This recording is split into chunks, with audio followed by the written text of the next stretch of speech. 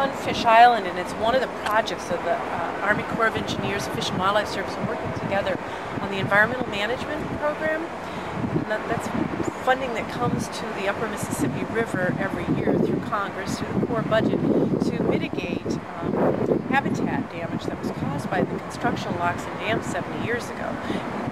That damage was not intentional. It's an unintended consequence of human choice on the river again. And so with locks and dams, we lost islands, we lost wetlands. And so now the Corps, in partnership with Fish and Wildlife and local groups, comes in and tries to restore islands, restore wetlands.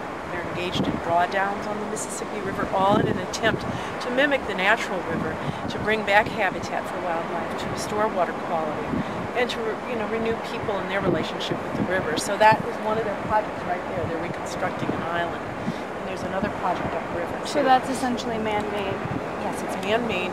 What we do at the museum, for example, and in Wisconsin at the State University, we maintain records and archives of old maps of the original river, so that even when the Corps or other groups do engage in this restoration, they may consult those records so that they trying to mimic that original river, the natural river, so that the hydrology might be somewhat restored and the habitat, so that the wildlife would be restored as well. So are projects like this happening all along the river? Well, it's curious you mentioned that, because there was a watershed moment in American history.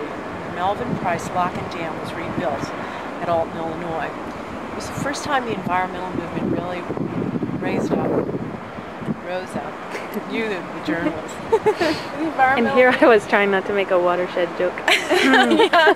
But when the environmental movement really spoke to the people on the river and said, wait a minute, if you're going to spend $200 million to rebuild a lock and dam, then we would like $200 million to restore the river as it's been changed by the locks and dams. And that compromise passed in Congress. It was the first time that Congress, which really directs the Corps of Engineers, added to its mission of navigation and flood control, the mission of environmental restoration. It was only on the upper river, from Alton, Illinois, or on the upper would be Cairo, Illinois North, that this money would come every year through the EMP, the Environmental Management Program, and those dollars would be spent in restoring the ecology. And so it's been going on here for 20 years. There's nothing comparable on the lower Mississippi, however.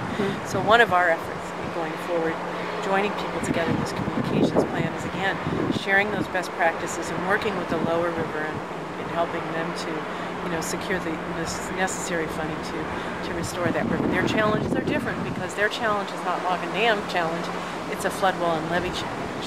That really shows it's the result of that infrastructure imposition on the river is seen in the Gulf with the loss of Louisiana coastal wetland. So